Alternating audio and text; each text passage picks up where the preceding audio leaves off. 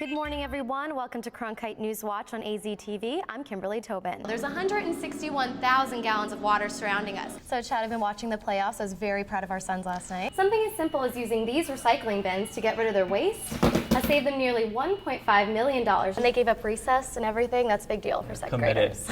For months, there was talk that the well-known Democrat would be running for governor, but it wasn't official until Monday. Reporter Mike Pelton had a chance to talk with both of the young men involved in the incident. Mike, another hair salon gave away 10 hairdos.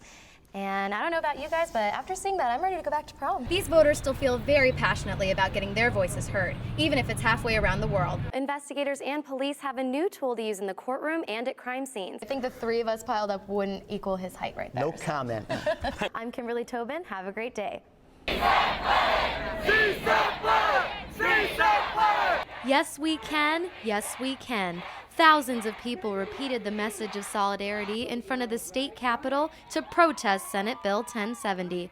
Among them was Arizona State PhD student Carlos Calderon. I feel less secure as a U.S. citizen of Mexican ancestry. Many believe that the law, which requires local police to check the citizenship status of suspected illegal immigrants, will lead to widespread racial profiling. This creates a lot of hateful climate.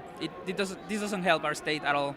But on the other side of the Capitol, another side of the argument, as a much smaller group supporting Governor Brewer is convinced it's time for local police to increase enforcement. Sign the bill!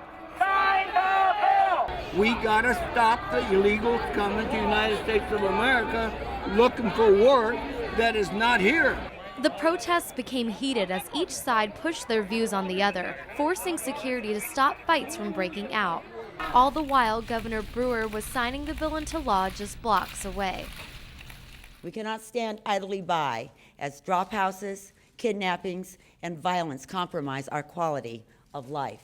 As many rejoice the governor's decision, others like Carlos have already started to think of the next step. I will try to do whatever I can to repeal it, to work for the better of our state. Although Arizona is the first state to have such a controversial bill signed into law, the debate about the constitutional fairness marches on. In Phoenix, Kimberly Tobin, Cronkite News. With a bit of Southwest spirit, Phoenix welcomed the Republican National Committee site selection team to the Valley. We were really on the cutting edge. The tour started with a look at U.S. Airways Center, which would be the center point of the 2012 convention, able to accommodate the thousands of people hoping to nominate the next president. Experts say landing the Republican convention would mean a lot economically to Phoenix and all of Arizona. It would certainly be an economic boost to hotels, restaurants, and all of our facilities, museums, attractions. The team toured the Phoenix Convention Center, even the Cronkite School of Journalism, which some say could be used to host media from out of town. Is there an economic impact? Yeah, very much so. Republican National Committee Chairman Michael Steele says in 2008, the convention in Minneapolis-St. Paul generated nearly $170 million in new money. About 45,000 people traveled to Minnesota, and on average, these visitors stayed for 6 days. Republicans say the event created about 2,800 new jobs and $100 million in wages to local workers, which came as encouraging news in downtown Phoenix. All that stuff really brings business to us, which puts money in our pocket, which puts money in my pocket, which makes everybody happy. But Phoenix faces strong competition. Republicans are also considering Tampa and Salt Lake City for the August event. In Phoenix, Kimberly Tobin, Cronkite News.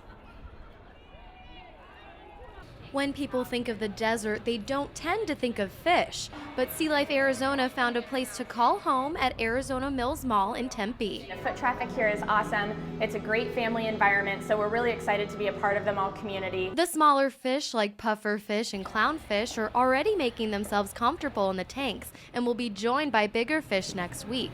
Also inside the aquarium are features like a classroom for kids, different fish-themed rooms, a touch pool tank, and a 360-degree tunnel. Here at the Sea Life Aquarium in the Ocean Tunnel, there's 161,000 gallons of water surrounding us. All that water is needed to hold the many species that will be calling this aquarium home. Sea Life Arizona will have more than 5,000 sea creatures, everything from the smallest creatures like a seahorse all the way on up to sharks. All those creatures are brought in to attract one main audience. We're really taking everything about the aquarium experience and making it all for kids. The kids will have plenty to look forward to as the clock ticks down until the doors open in 2 weeks. In Tempe, Kimberly Tobin, Cronkite News.